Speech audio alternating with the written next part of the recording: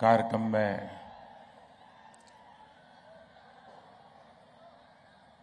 श्री नरेंद्र चौधरी जी, श्रीमती रमा देवी जी,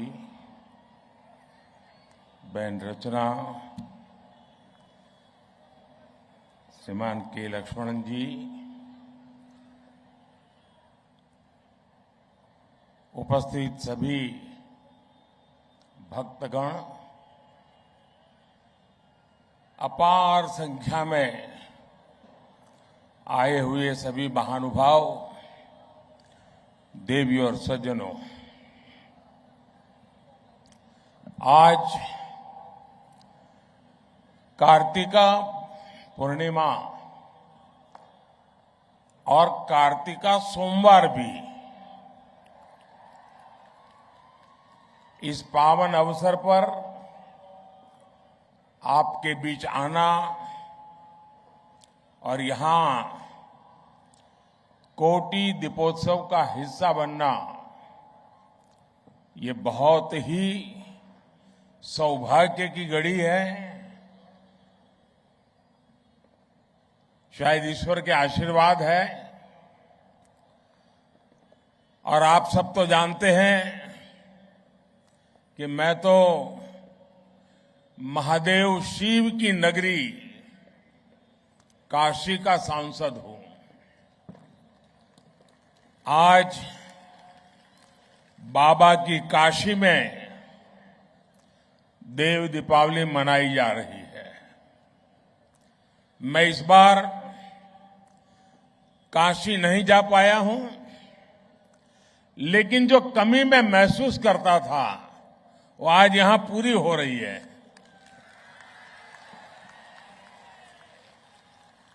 मुझे यहां आपके बीच में कोटि दीपोत्सव का हिस्सा बनने का सौभाग्य मिला है और वाकई आज का दिन बहुत ही धन्य करने वाला है। आज सुबह मुझे तिरुपति में भगवान वेंकटेश्वरा के भव्य दर्शन का सौभाग्य मिला, उनका आशीर्वाद मिला। वो अनुभव, वो अनुभूति, उनके चरणों में बिताए गए वो पल, उसका वर्णन शब्दों में करना बड़ा कठिन है। मैंने समस्त देशवासियों के कल्याण के लिए प्रार्थना की और सबके लिए परमात्मा से आशीर्वाद मांगा। आज गुरु नानक देव जी का प्रकाश पर्व भी है। अब से कुछ समय पहले मुझे हैदराबाद में ही गुरुद्वारे में गुरु ग्रंथ साहब के सामने माथा टेकने का भी अवसर मिला और इससे पहले मुझे दिन भर जनता जनार्दन का भी आशीर्वाद मिला। मेरे परिवारजनों, मुझे अक्सर मीडिया समूहों के अलग अलग कार्यक्रमों में हिस्सा लेने का अवसर मिलता रहता है, लेकिन ये कार्यक्रम सबसे अलग है। आज एनटीवी भक्ति समूह ने मुझे यहां भक्ति भाव से आप सबसे जुड़ने का अवसर दिया है। मैं थुम्मला नरेंद्र चौधरी जी, रमा देवी जी और उनके पूरे ग्रुप को इस भव्य आयोजन के लिए बहुत बहुत बधाई देता हूं। और अभी रमा जी मुझे बता रही थी कि 12 साल से हो रहा है और आज ये 12वां साल की एक विशेषता है आज के कार्यक्रम की। साथियों, तेलुगु लोगों के बीच आना हमेशा सुखद होता है। आपके पास एक समृद्ध संस्कृति और साहित्य है। श्री शैलम से वेमुलावाड़ा तक, भद्राचलम से आलमपुर तक, तिरुपति से यदाद्रि तक, यहां आस्था का, आध्यात्म का एक असीम सागर है।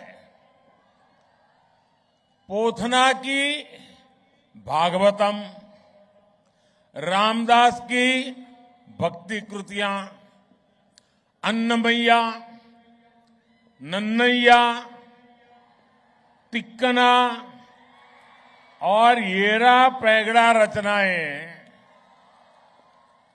योगी वेमना की कविताएं, ऐसी अनेक समृद्ध धरोहर तेलुगु साहित्य की विरासत का प्रमाण है। आज हम यहां इस विरासत को और सशक्त होते हुए देख रहे हैं। साथियों, हमारे यहां कहा जाता है, दीप ज्योति परब्रह्म, दीप ज्योति परब्रह्म, यानी एक ज्योति भी परम ब्रह्म का स्वरूप होती है। इसका कारण यह है कि दीपक अंधकार का अंत करता है और प्रकाश का संचार करता है।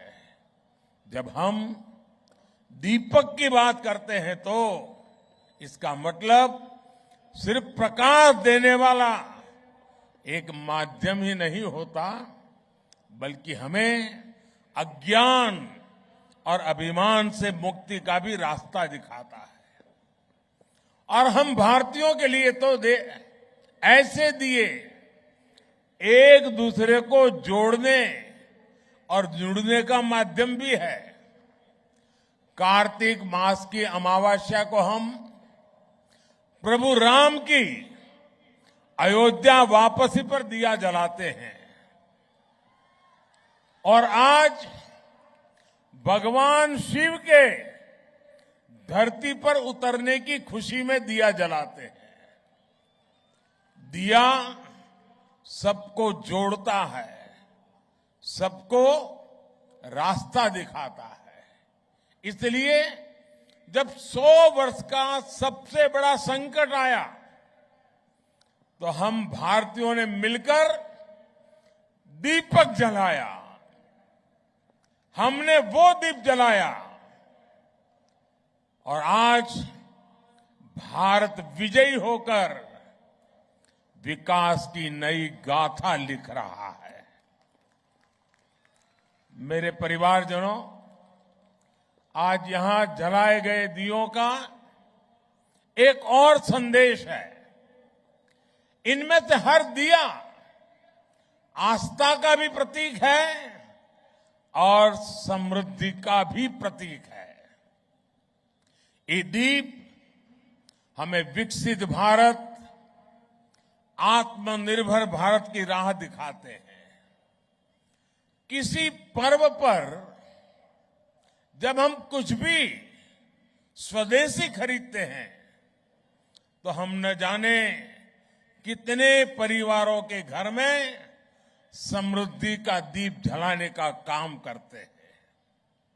हम ऐसे लोगों को कौशल और शिल्प की ज्योति प्रकाशित रखने के लिए भी प्रेरित करते हैं।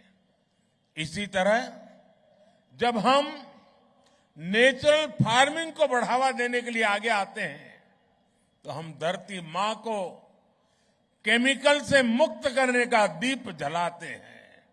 जब हम स्वच्छता के लिए एकजुट होते हैं, जब हम जल संरक्षण पर, नदियों और झीलों को साफ करने पर ध्यान देते हैं, तब हम आने वाली पीढ़ियों के लिए इस धरा को बेहतर बनाने का दीप जलाते हैं। हर अच्छा प्रयास एक दीपक की तरह आने वाली पीढ़ी दर पीढ़ी तक अपना प्रकाश फैलाता रहता है। आज हम कोटि दीपोत्सव कर रहे हैं, लेकिन जब हम अपने बच्चों के लिए एक बेहतर भविष्य का संकल्प लेते हैं तो हमारा सामर्थ्य 140 कोटि दीपोत्सवों का हो जाता है। साथियों, आज जब हम देवी देवताओं से प्रार्थना कर रहे हैं, मानवता के कल्याण की बात करते हैं, तो हमें अपनी प्रार्थना में उन श्रमिक भाइयों को भी स्थान देना है जो बीते करीब 2 सप्ताह से उत्तराखंड की एक टनल में फंसे हुए हैं। सरकार और तमाम एजेंसियां मिलकर उन्हें संकट से बाहर निकालने में कोई कोर कसर बाकी नहीं छोड़ रही है, लेकिन इस राहत और बचाव अभियान को हमें बहुत सतर्कता से ही पूरा करना है। इस अभियान में प्रकृति हमें लगातार चुनौतियां दे रही है, लेकिन हम डटे हुए हैं, 24 घंटे प्रयास कर रहे हैं। हमें प्रार्थना करनी है उन श्रमिकों के सकुशल निकलने के लिए और जल्द से जल्द निकलने के लिए। हमें हिम्मत देनी है, हौसला देना है उन श्रमिकों के परिवार को कि पूरा देश आपके साथ है। देव दीपावली का हर दीप, कोटि दीपोत्सव का हर दीप उस टनल में फंसे श्रमिकों के जीवन में जल्द से जल्द प्रकाश लाए। हम सभी की यही प्रार्थना है। मेरे परिवारजनों, विकसित भारत का संकल्प तेज विकास और विरासत दोनों से ही सशक्त होगा।